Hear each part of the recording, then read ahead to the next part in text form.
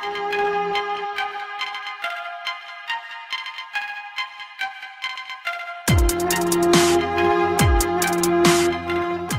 защото смятам, че това е единствения начин, по който можем да постигнем нашите цели. Не виждам по-добър начин студентите да кажат какво мислят. Мръзна ми. Защото мисля, че ситуацията в България в момента е такава, че просто е наложително някой да нададе вик. Тук съм, защото сме длъжни да опитаме. Защото има значение.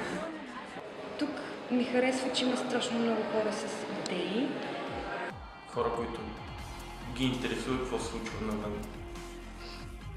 Млади хора, които имат кауза, които работят за нея. Това, което ми харесва в окупацията е общо споделената вяра, че нещата могат да се оправят. Мръзна ми да се примиряваме. На 10-ти ще бъда на похода на справедливостта. В 11 часа на стълбите пред ректората. И на протест.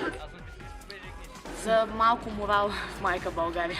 На 10 ноември съм навънка и ще крещя оставка.